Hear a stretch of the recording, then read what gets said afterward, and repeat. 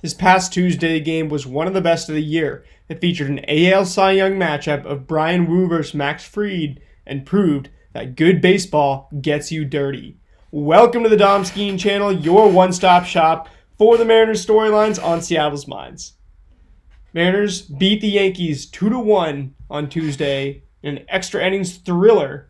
This one went to the 11th inning where the Mariners walked it off in small ball fashion. They didn't hit a home run this entire game. Neither did the Yankees. This was a complete and pure pitching duel, from starting pitching to bullpens and everything in between. You look at Bryan and Max Fried starting this game out for their teams. Neither could have a truly dominant start that would necessarily make the MLB's Instagram page, but both did everything they needed to do to keep their teams in this game. Max Fried goes 5 innings, allowing just 4 hits, 1 earned run, 5 strikeouts to 2 walks.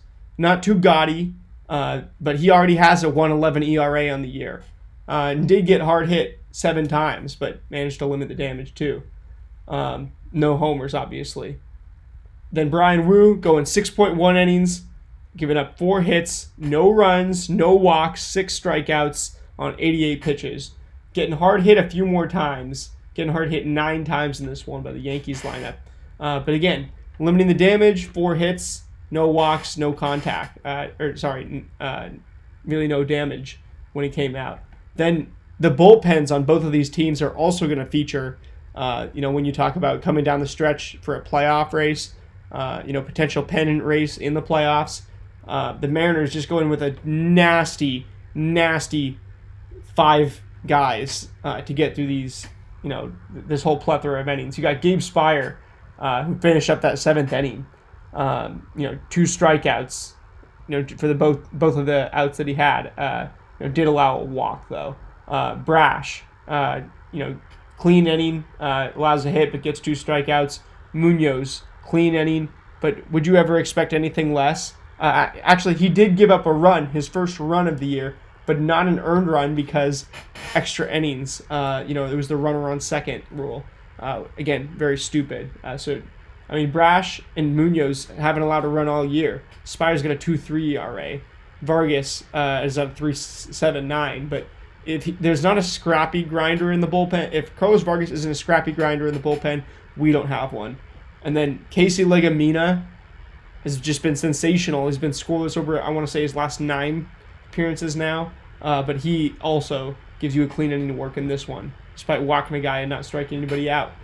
Then the Yankees, Fernando Cruz, absolutely nasty for them. Mark Leiter Jr., we saw what him and Luke Weaver can do in the playoffs last year. Devin Williams, the high-profile addition, who is still yet to figure it out fully and lock down that closer role for the Yankees, but once he does, he'll be a top 3 closer in baseball again. So really on the pitching end is where you got your money's worth on Tuesday night. I wish I could have gone to this game, but I really wanted to watch it at home too, to see all the pitches. Fried ended up getting 9 swinging strikes on 91 pitches. That 4-seam fastball, the Mariners just said, hey, we're going to see that fastball well at least. There's so much junk from Fried, from the sweeper, curveball, sinker, changeup, even the cutter that he threw twice in this one. And nobody's having good results against that this year.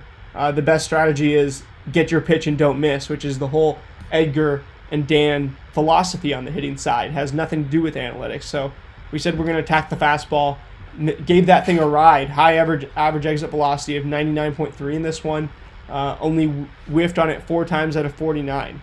Very good job handling Fried's fastball in this one to keep ourselves in the game. And then Fernando Cruz, 5 swing and miss on 17 pitches. All 5 coming on 13 on the 13 splitters he threw. And then there's just 2 sinkers and 2 4-seamers in there because I guess you can't be just a massive dude throwing splitter every single pitch for 20 pitches. And then Mark Leiter Jr., really crafty splitter, sinker, curveball, slider approach.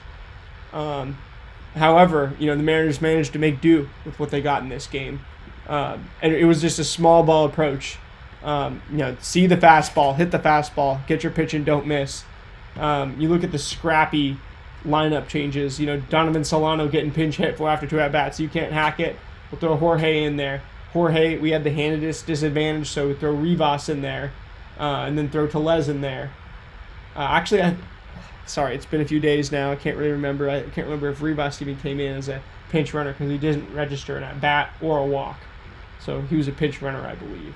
And then, Leonardo Taveras scoring that game-winning run. Julio scored another run in this. The guys are filling up the stat sheet the way you want them to. And this was just an excellent game to watch. You see the battles between those pitchers, really just trying to dominate the pace of the game. Harder and harder thing to do in the age of the pitch clock. But from starting to bullpens, this is the best pitching game that we've seen so far this year. And it was an encouraging sign that we could hang in there and win a long, long ball game. Because this went so many hours. That's going to do it for this one. I'm going to recap the last game of the Yankees series and move on to the weekend. With that being said, I'll see you guys in the next one. Go M's.